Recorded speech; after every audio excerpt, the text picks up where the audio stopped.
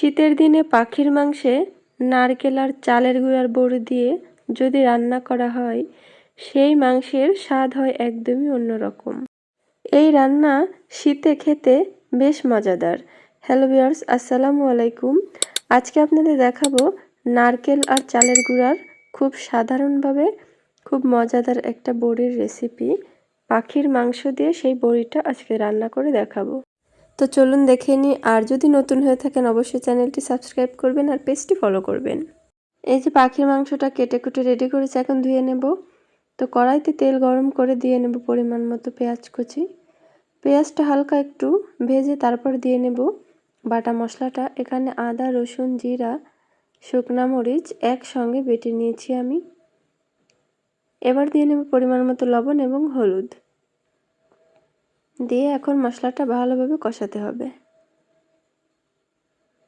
তো পাখিটা আমি দেখাতে পারিনি। পাখিটা জবাই করার পর মনে হলো যে এই রেসিপিটা আপনাদের সাথে শেয়ার করা যাক, যেহেতু এক এক অঞ্চলে এক এক খাবার, তো এই বড়িটা খেতে খুবই মজাদার, এই জন্য রেসিপিটা শেয়ার করলাম। তো মাংস দিয়ে ভালোভাবে কষানো হয়েছে, তারপর দিয়েছি পানি। এবার পানিটা শুকিয়ে ফেলবো, তারপর তেল ফুটে আসা পর্যন্ত কষাতে থাকবো। তো এই যে কালার দেখে বুঝতে পারছেন আমি কিন্তু অনেকক্ষণ যাবত এই মাংসটা কষিয়েছি। তো এবার দিয়ে নেব নারকেল দুধ। এখানে সামান্য পরিমাণে নারকেল দুধ দিলে পাখির যে একটা গন্ধ থাকে সেই গন্ধটা কিন্তু থাকবে না। এই যে এখন একটু আলু দিয়ে নিলাম, আরও একটু পানি দিয়ে নেব, দিয়ে ঢাকনা দিয়ে ঢেকে দেব। তো এই ফাঁকে আমি দেখাবো বড়িটা কিভাবে বানায়। তো চলুন দেখে নিই। এটা খুবই পুরাতন একটা বড়ির রেসিপি। তো চালটা একটু ভেজে নিয়েছি, চালের গুঁড়াটা দিয়ে নিয়েছি, পেঁয়াজ কুচি, লবণ, হলুদ একদমই অল্প পরিমাণে। আর মাংসের জন্য যে বাটা মশলাটা, সেখান থেকে 1 চা চামচ মশলা নিয়েছি। তো এবার এটা ভালোভাবে মাখাতে হবে। এবার এর মধ্যে দিয়ে নেব সামান্য কিছু নারকেল। তো নারকেলটা অবশ্যই দিতে হবে, নারকেলটার কারণেই কিন্তু এটা টেস্ট বেশি ভালো হয়। তো এখানে আমি 2 টেবিল চামচ মতো নারকেল দিয়েছি। দিয়ে নিলাম একটা ডিম। ডিমটা না দিলেও হবে, তবে নারকেলটা অবশ্যই দিতে হবে। এখন ভালোভাবে মাখিয়ে গোল গোল ছোট ছোট বলের মতো তৈরি করে নেব। আর এই ফাঁকে দিয়ে নেব মাংসের যে ঝোল, সেখান থেকে সামান্য একটু ঝোল দিয়ে নিতে হবে। তো এবার আবারও মাখিয়ে তারপর ছোট ছোট বলের মতো বড়ি তৈরি করে নেব।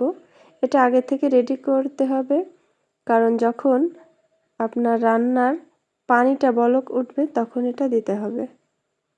তো এই যে এখন বানানো কমপ্লিট, ছোট ছোট বল তৈরি করে নিচ্ছি। তো এই যে দেখুন সম্পূর্ণ বড়ি আমার কিন্তু কমপ্লিট। আমার এপাশে রান্নার যে পানি দিয়েছি সেটাও কিন্তু এই যে দেখুন বলক এসে গেছে। তো এরকম অবস্থা আসলে তারপর বড়িটা দিতে হবে। তো এখন আমি সম্পূর্ণ বড়িগুলো দিয়ে নেব। এই রান্নাটা এতটা টেস্টি, আপনি মাংস রেখে বড়ি দিয়েই আপনার ভাত খাওয়া শেষ হয়ে যাবে। এই বড়িগুলো এতটা টেস্টি। তো প্রথম পর্যায়ে এটা নাড়াচাড়া করা যাবে না। বেশ কিছুক্ষণ ঢাকনা দিয়ে ঢেকে রান্না করার পর আমি নেড়েচেড়ে দেখালাম। তো আমার রান্না কিন্তু প্রায় কমপ্লিট। আমি উপর দিয়ে একটু জিরা গুঁড়ো দিয়ে নিলাম, ভাজা জিরার গুঁড়া। এখন চুলা থেকে নামিয়ে আপনাদের দেখাচ্ছি। তো দেখুন মাশাআল্লাহ কতটা সুন্দর হয়েছে, আর খেতে যে এতটা টেস্টি বাসায় তৈরি না করলে বুঝতে পারবেন না। আর হ্যাঁ, আমার আজকের রেসিপি কেমন হয়েছে অবশ্যই আমাকে কিন্তু কমেন্ট করে জানাবেন।